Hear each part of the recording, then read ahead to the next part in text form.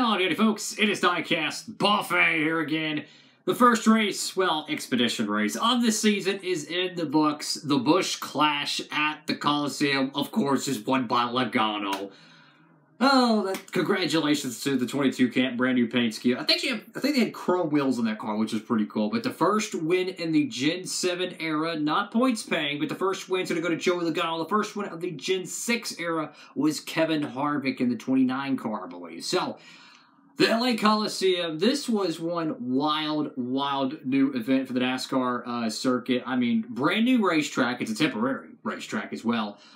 We finally got some practice and qualifying. The atmosphere, the brand new cars, so many new drivers and new teams. I mean, just so much new in the sport right now. It really is a clean slate. Now, I'm going to talk about what I truly feel about this race, but I want to, let everyone know who's maybe tuning in for the first time, of course. If you are going to pre-order the new 2022, next-gen diecast 124s, 164s, possibly even the race to win. I believe they're going to make the race to win 124 for this. Maybe the 164, who knows? Probably not the 164. But if you do want to pre-order that Joey Logano race to win and you want to get free shipping, have a promo code down below. Make sure to check it out at Circle B Diecast and Fly Me Sales at checkout. Use the promo code DIECAST Buffet. Any orders $20 or more, and you'll get free shipping. So, this was a really cool experience. I'll be honest with you. The idea of NASCAR racing at a stadium race, which is, for the newer NASCAR fan, they used to have a lot of events like this back in the early days, the 40s and 50s and 60s of the sport. They used to race at the Chicago Bears Stadium. What do they call it? Soldier Field. They used to run races there. This is something that was very old school that they brought into the new school, but they did it in a way that was amazing to me. Out of all the open stadiums in the country, LA Coliseum has the perfect amount of traditional history with it, but it also has enough modern, I would say, reputation with it. I tell you what, they did a fantastic job at the racetrack. It was just so cool, the whole experience. The weather was perfect. It wasn't like last year with the Bristol dirt, and you had the rain, and it kind of washed everything out. This is a really cool event, and for the love of God, I hope they come back next year. And I think it does open the playbook on possible future stadium events. I would not be surprised within the next decade we've seen more races like this, possibly a new one each year at NFL stadiums. Maybe Arizona, maybe Dallas, who knows.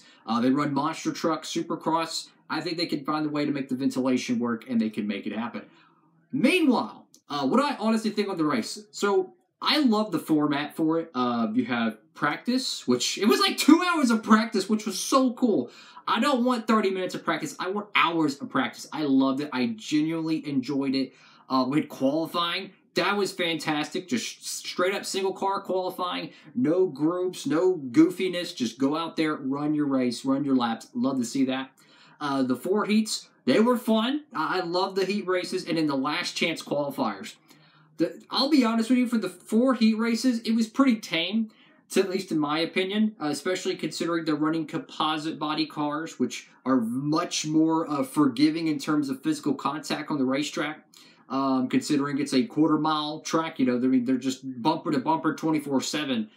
There was a lot to be desired there, I think, in terms of aggressiveness. However, to the last chance qualifier race, that was the best event out of everything. Oh my goodness, man. How many cars did Ty Dillon wreck? That was so much fun to watch. Oh my goodness, man. I loved it. Look, I love when we have chaos in the NASCAR races. I love seeing the cautions. I love seeing the wrecks. I love seeing the parity. Drivers coming to the front, drivers going to the back. I love to see it. So in my opinion, I want to see more of that, more chaos in it. I think it was so much fun. I will say, I expected the main event, which was the 150-lap event, the Busch Clash, after all the 23 semi-drivers qualified. I expected it to not be much action, and unfortunately, that happened to be true. It's just, for some reason, the drivers, whenever they get to the big show, they never do anything. They're not aggressive enough. They're not willing to move guys out of the way. However, if it's like the All-Star race, the Open, whatever they call it nowadays, the shootout, whatever they call it, the drivers actually make physical contact. They're willing to move guys out of the way here and there to get into the big show. But once they get to the All-Star race, they don't do nothing. In this case, they go for the last chance qualifier. They do whatever it takes to get into it, then they get in the show and they don't do anything. It's like the Eldor truck races years ago. I mean, the last chance qualifiers there were insane. You would have guys just dive bombing, door slamming, and then they get the big show and they don't do anything. My honest thing, I want to see more. I want to see more aggressive driving. Don't be afraid to move people. These cars are built for that, guys. These cars are composite body. The fenders on these cars, you've seen it throughout the race. They will bend in and they pop back out. Get more physical with them. You don't have to dump them out of the way. Just move them up. Let's get more physical with that. To me, that would have made the main event so much better. It was like even Kyle Busch wasn't willing to really sail it on in there and try to move Joey Logano out of the way. So that's one thing I really want to see more is more aggressive driving, guys. I love to see the chaos. That's just me. I know some people don't. They don't want to see the cautions. Personally, the more cautions, the better because it's more parity. It's just more fun to watch. Anyways, my honest take on the Gen 7 car. I gotta be honest with you, the Gen 7 cars look unbelievable on the track. I mean, the wheels, the way the cars are staggered, the cars are much wider but lower at the same time. And it really reminds me of how the front fender flares were on the Gen 4 stock car. Incredible, incredible stuff. I love the way these cars look. I'm not a fan of the number placements. I'll be 100% honest with that. I'm not a fan of it. Some people have kind of, came accustomed to it. I'm not. It's just, I love the styles of the Gen 7 cars. They look fantastic.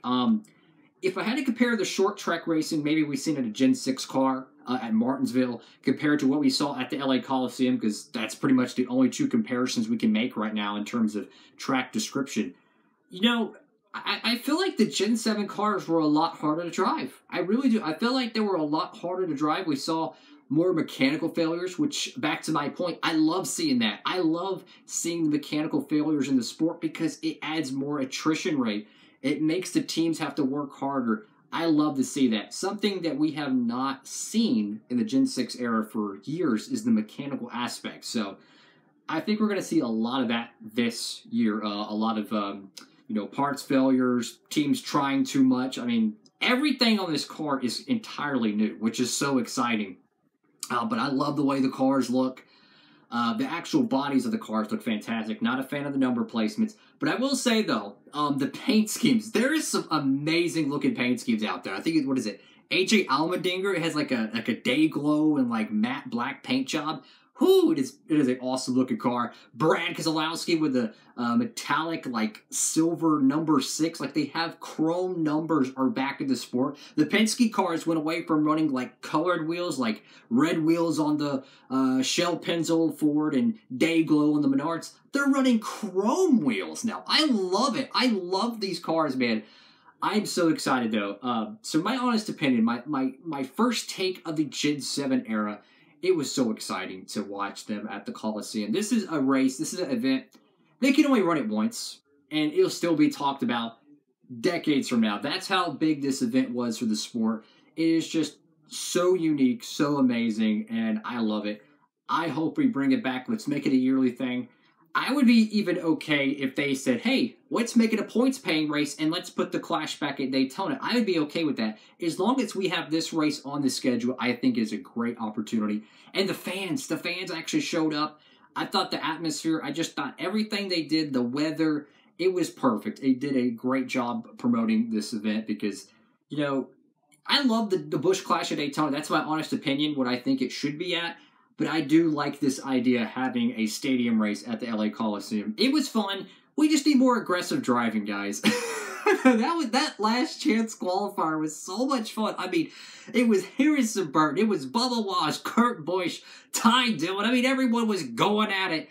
Oh, my goodness. I know Ty Dillon didn't make the show, but he was fun to watch. I love to see drivers be aggressive. That's how Dale Earnhardt raced, guys. Thank you all so much for watching the video. Of course, if you want to get the Joey Logano Race 1 diecast, I believe they're making that in 124 scale. Make sure to pre-order because brand new paint scheme, next gen. If they're offering that, that's going to be incredible. And, of course, for all your 2022 NASCAR diecast needs, Circle B Diecast is going to have it over there. I expect next gen 164s to be out within a month. Maybe mid to early March, maybe late March. I think March is kind of the destination. I think we'll see some early releases. Probably won't get the online orders for a couple of months now. It happens, but you know what? I'm excited nonetheless. Thank you all so much for watching again. Make sure to comment down below what you thought of today's action. Diecast Buffet. Signing off. Also, I picked Kyle Busch to win. And he doesn't win.